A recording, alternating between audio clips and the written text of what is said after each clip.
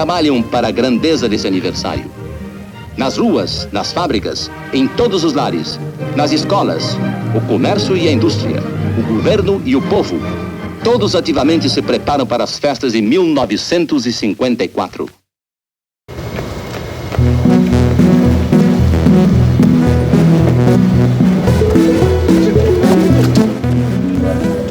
Há muitos anos que eu corro, que eu faço Cooper, e esse parque aqui sempre me inspirou, né? Então eu fiz um programa chamado Cooper, que é assim: quando cansado sentei e estiquei minhas pernas, cruzando os pés, senti que a perna direita agradecia à esquerda tantos anos de harmonia, e um sonoro urra percorreu as peles como um entendimento.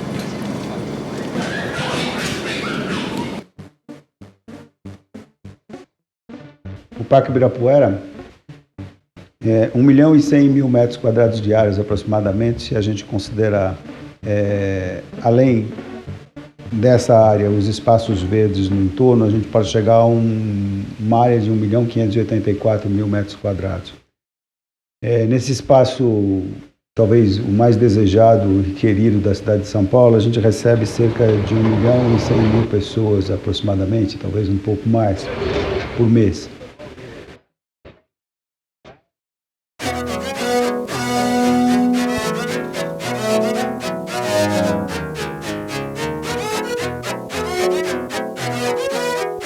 Então ele corresponde, digamos, a esse lugar de encontro, tanto do ponto de vista do encontro das pessoas, mas também do encontro das esferas cultural, social. As manifestações se dão aqui, é o lugar do encontro, é o lugar, então, das reivindicações. O Parque do Ibirapuera, ele tem essa potência no imaginário social.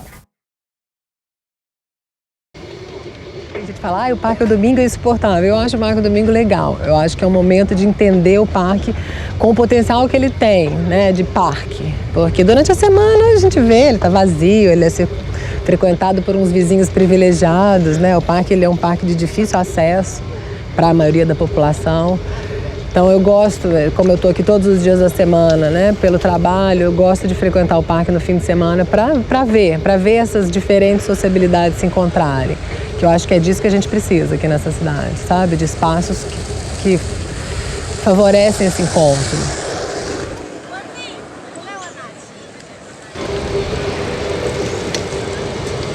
Eu acho que esse espaço lúdico, né, de reencontro, onde o sagrado da vida da gente, ele intersecta com o cotidiano, é muito importante. Acho que a arte pública, que esse é um exemplo de arte pública, ela revigora a cidade, ela possibilita a aproximação das pessoas, né? Uma cidade onde tudo é disperso, onde cada um está indo para um lado, né?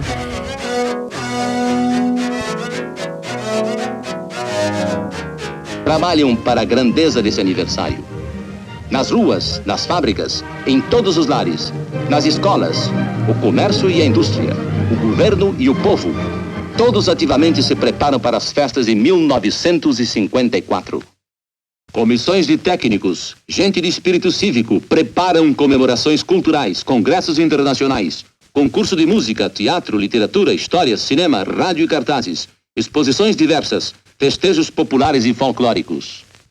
Funcionários especializados, engenheiros e arquitetos, um corpo de técnicos escolhidos entre os maiores, planejam e levantam obras monumentais, abrem estradas de rodagem, traçam planos urbanísticos de ampla envergadura, executam obras públicas importantíssimas, entre as quais se contam a urbanização do Parque Ibirapuera, onde se localizará o conjunto da grande exposição internacional, em que se incluem obras complementares como teatro, planetário, restaurante, etc., numa das mais audaciosas concepções arquitetônicas. A adaptação e modernização de diversas instalações esportivas. Construção de outras, como ginásios, piscinas, alojamentos adequados, com o fim de possibilitar a realização de competições de âmbito internacional, atraindo para nossa cidade os maiores nomes do esporte de todos os povos, num estímulo salutar aos nossos atletas que, conhecendo mais de perto os valores representativos de cada nação, terão a oportunidade de aperfeiçoar a própria técnica. Em 1954, se firmará realmente o prestígio internacional de São Paulo. As grandes comemorações do 4º centenário darão ensejo a que o mundo inteiro conheça a prodigiosa energia bandeirante, admirando a sua irresistível vocação para o progresso. Eu estive na inauguração do Parque do Ibirapuera com aproximadamente 3 anos de idade, 4 anos. Foi em 1954. Eu acho isso aqui o maior espetáculo, um dos maiores espetáculos do nosso Brasil, viu? É uma coisa maravilhosa. Bom para a saúde, bom para os olhos, bom para tudo.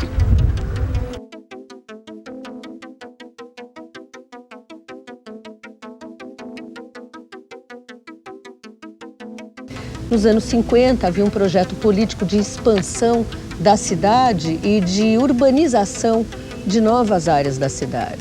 Então, o Ibirapuera era uma área extremamente úmida, era um charco e era muito difícil você pensar em criar uma área residencial. Então, a construção do parque representa todo um esforço político do Freitas Vale, Titilo Matarazzo, a prefeitura local e de toda uma elite paulistana que entendeu que uma intervenção da envergadura do Ibirapuera corresponderia então no imaginário social à imagem de modernização do país.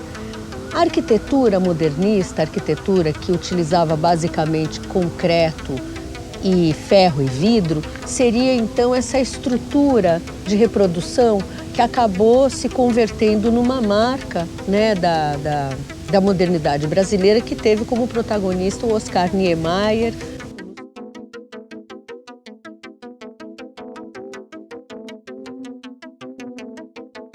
É importante a gente salientar que o 4º centenário mobilizou a população de uma maneira incrível, tanto os moradores como os meios de comunicação. Por exemplo, essa placa, que é assinada pela Associação das Emissoras de São Paulo, ela foi uma placa de metal criada para ser fixada na fachada das residências daqui de São Paulo. De tal maneira, então, que os moradores colocavam com muito orgulho na frente das suas residências essa placa para configurar um momento importante na história da cidade, então, que culminou com a chuva das flâmulas de prata, com aviões que sobrevoaram a cidade e que a cidade ficou tingida por pedaços de prata que traziam então a alegria, a festividade e o brilho que correspondia então ao 4º centenário. É importante a gente comentar que foi uma enorme intervenção. O Ibirapuera, ele nasce numa área da cidade que era extremamente úmida, inundada, tanto é que até hoje a existência dos lagos do Ibirapuera, eles resultam de a gente estar num lugar que por capilaridade recebe a água que vem do alto do Caaguaçu, que é a Avenida Paulista e a Domingos de Moraes. Então a água vem para cá. Como criar um parque e um bairro como Jardim Lusitânia, Moema, etc., ao lado de um charco? Então o Manequinho Lopes foi o agrônomo responsável por resolver esse problema com a criação de uma massa, do plantio de uma massa de eucaliptos. O eucalipto tem como função sugar a umidade do terreno. Manuel Lopes de Oliveira, o Manequinho Lopes, foi o primeiro administrador do terreno que um dia se tornaria o Parque do Ibirapuera. Ali, numa área de 2 milhões de metros quadrados, construiu o viveiro destinado a produzir mudas de plantas para a cidade.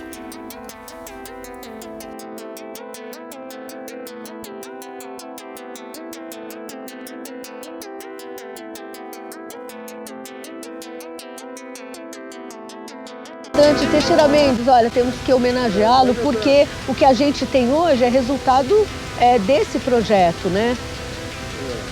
Tomara que alguém possa falar com propriedade dele para sanar, né, uma injustiça histórica, porque de certa maneira quem leva a fama é o Burle Marx, né? Diferente do que muita gente pensa, o projeto paisagístico do parque não é de Roberto Burle Marx. O que de fato foi construído foi o projeto do engenheiro agrônomo paulista Otávio Augusto Teixeira Mendes, também responsável por outros espaços emblemáticos da cidade, como a Fundação Maria Luísa e Oscar Americano e os Jardins do Jockey Club.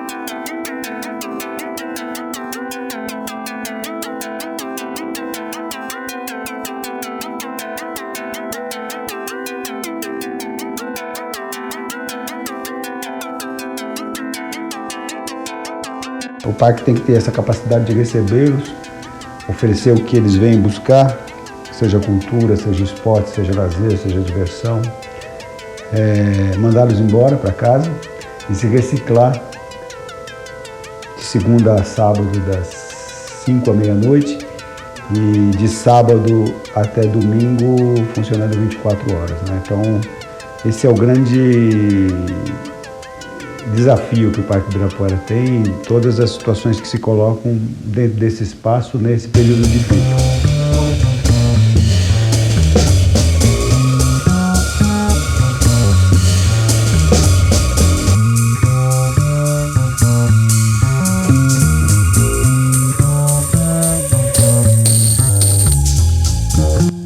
Tinha uma coisa muito importante aqui no parque, que é lá em cima, perto de onde está o auditório, que foi feito depois na gestão da Mata Suplicy, que era um marco de desenvolvimento criado por Oscar Niemeyer. Eu não sei se você chegou a conhecer o símbolo do desenvolvimento, que era um tiracolo assim, que apontava para o infinito. Era um crescimento constante. Essa é muito bonito. Mas ele, com o tempo, houve uma degradação, porque o tempo venta, chove e tal, e mexeu muito com esse símbolo. Ficou quase que no esqueleto. Aí eles resolveram demolir, não sei por quê. Porque nós, da associação, queríamos muito que aquilo continuasse, mas depois foi demolido.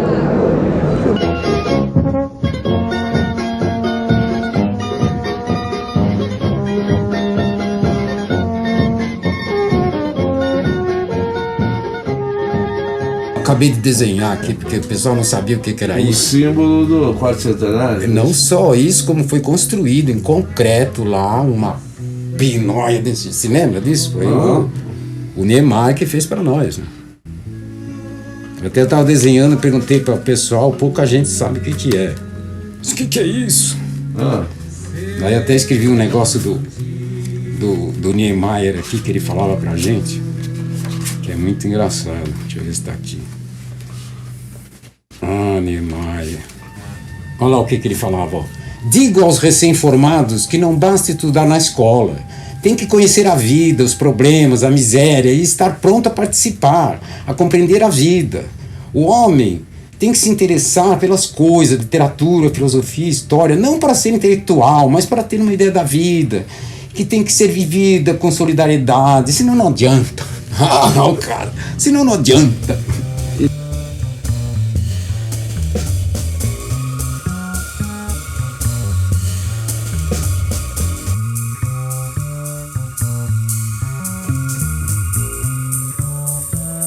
Então, essa é uma das primeiras obras que foi colocada aqui no Jardim das Esculturas. Ela é uma coautoria minha e do Ari Pérez, e ela fez parte da 20ª Bienal de São Paulo, com a curadoria do João Cândido.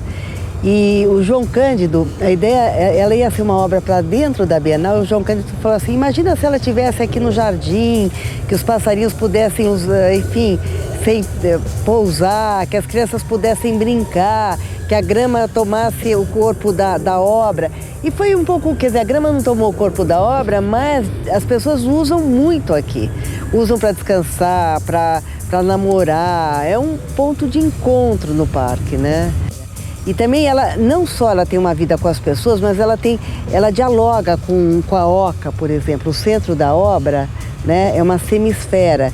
E ela, de alguma maneira, como se fosse o espaço invertido da Oca, quer dizer, tem uma brincadeira aí.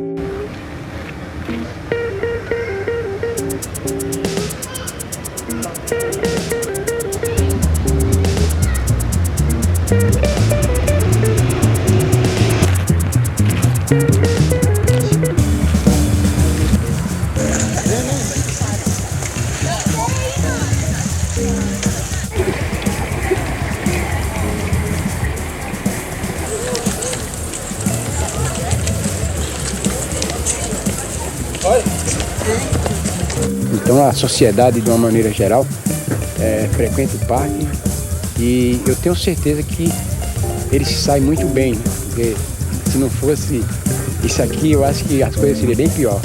Obrigado.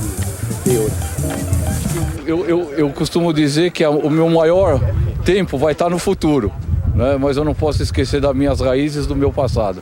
E o Parque do Ibirapuera aqui, realmente, ele faz uma boa parte do meu passado, né?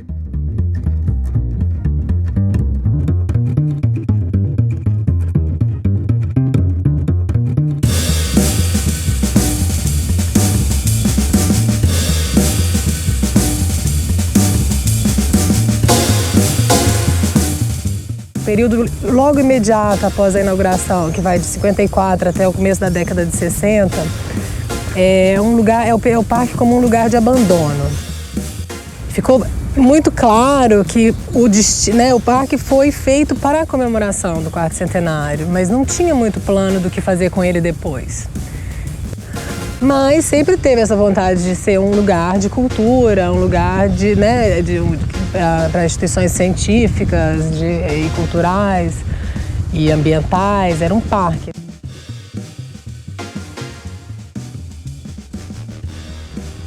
Em 60 e 70 eu vejo como um parque como um lugar de poder, né? Quando ele se consolida como um lugar que vão ser instalados os órgãos administrativos. Teve uma coisa de ser construído rápido, com uma verba, né, dentro já prevista para a comissão do quarto centenário. Ou seja, eu acho que nesse ponto a comissão foi bem inteligente de não pegar uma grana dessas e gastar a rodo com uma mega festa que a gente sabe, né, que teve até os triangulinhos prateados caindo do céu. Ou seja, podia ter gastado tudo em uma série de coisas efêmeras, mas não, também privilegiou fazer um parque que seria o primeiro parque metropolitano. A década de 80 e 90 eu já vejo mais como um lugar, como um momento que, com a redemocratização, o parque começa a ser, né, queremos o parque, a cidade começa a querer o parque de volta. E na década de 2000 para cá, eu já acho que ele já começa a se consolidar como um lugar de cultura.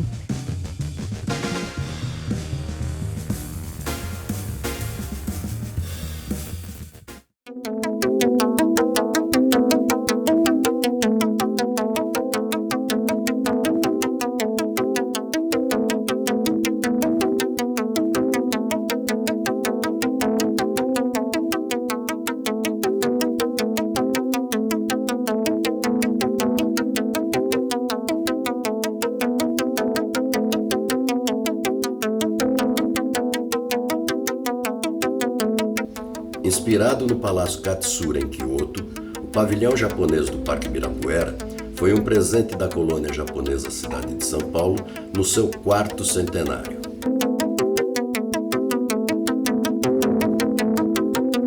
Em 1962 foi rodado um episódio da série Vigilante Rodoviário nas suas instalações.